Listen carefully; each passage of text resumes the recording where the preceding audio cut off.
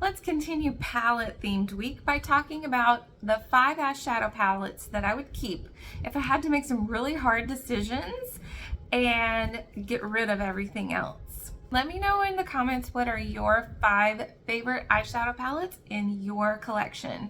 Hi, I'm Amy, and if you are just finding my video through Palette Themed Week, welcome into my channel. I hope that you would consider subscribing because I like to talk about beauty and project panning and all things makeup and skincare. And I am trying to reach 600 subscribers by the end of July because it's my birthday month and the anniversary of my channel. So I would love for you to click that button and get that out of the way. And thank you so much if you are already subscribed. I really appreciate the community and the feedback and all of the engagement that we get on the videos and getting to learn and hear from you. I have 5 palettes in front of me today, and these 5 palettes were actually surprisingly really easy for me to keep. I think that probably the smaller your collection is, the easier it is to be able to think which one of these are my absolute favorites.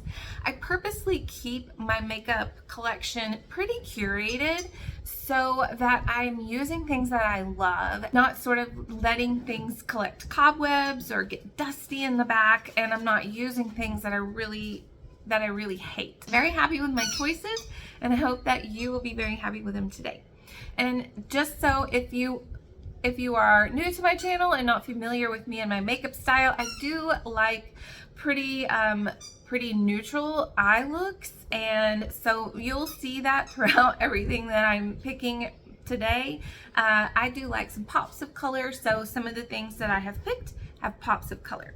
Let's start out with the first one that I would pick, which is my Too Faced Sweet Peach palette. When I take a look at this eyeshadow palette and all of the wonderful things that it has to offer, the 3 things that stand out to me the most are that there are a variety of one shadow looks that I can get within this palette. If I want to do something really quick, I can go with Georgia, or I can go with Cobbler, or I can go with Puree to get a really easy, kind of shimmery, but really easy to blend out eye look with one shadow.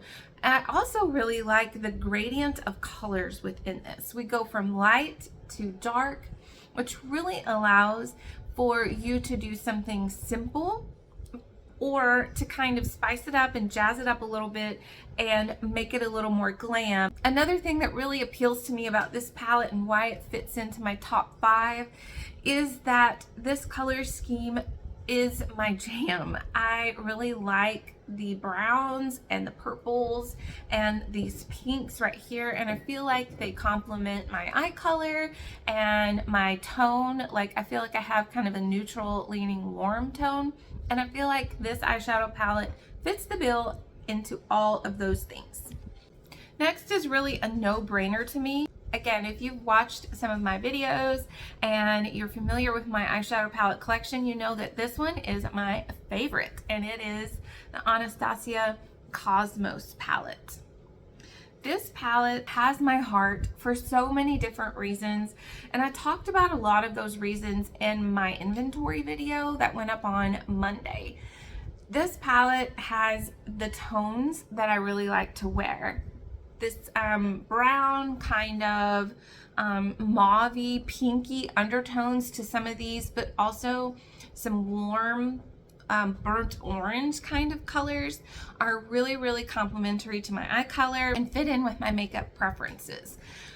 The main reason why I love this is because it is so versatile. So unbelievably versatile. Again, the same with the Sweet Peach. You can go really easy. It has a really nice gradient of colors. I would like to have something a little lighter than this one in this palette, but overall it has a really great gradient of colors from light to way dark, literally dark matter, which really allows you to go for something very everyday, barely there, but then really glam it up. And the thing that's transformative about this eyeshadow palette is when you take these 2 dark colors and you layer on one of these shimmers on top of it, and it makes these shimmers shine in a way that they can't do on their own. And they're already like really gorgeous on their own. But when you layer them up with this right here, man, oh man, you are going to be like shining from the sky. It is so versatile, so multi-dimensional, and really something that I could not do without, and probably one of the only ones that I would rebuy if it kind of came to that in the end. So I highly suggest that you take a look at this eyeshadow palette and get it. Even if you're someone that likes neutrals, you can go neutral, but just a little bit of extra special pop can come from this palette. The third palette that I would keep if I had to get rid of all of my other eyeshadow palettes and keep just the 5 is my Anastasia Rose Metals palette. This palette is my heart for so many different reasons. Number one, because it just screams my favorite season, and I cannot help but just have a little bit of a heart pitter-patter every time I look at this and think about fall. It is just fall in a palette. Burnt oranges, greens, more like rusty oranges, and even a little bit of like red and slight purple tones. The other thing that I really love about this palette, and you can kind of see my favorite shades right here, I really have just scratched the surface with what this palette can do. I love the fact that even though it kind of is very like deep and grungy and dark and grungy, I really do like that look. And I do get compliments on it from my husband, which makes me really happy because he doesn't normally like dark eyeshadows. But when I wear this, most of the time, he is complimenting my look and giving me, you know, lots of praise on that. So of course that makes me happy too. The cool thing about this is with a light hand, you can go kind of light with a really easy, neutral, everyday look with maybe this color right here, which is Sun Rose, and using this color, which has a hint of green. It's called Heavenly, and I try to be really easy and gentle with it because the shimmers in both of these eyeshadow palettes from Anastasia are very soft. They move in the pan, so you really do have to be so careful with them. So careful. But I think that this is one of the palettes that I would keep because mostly it just screams my favorite season.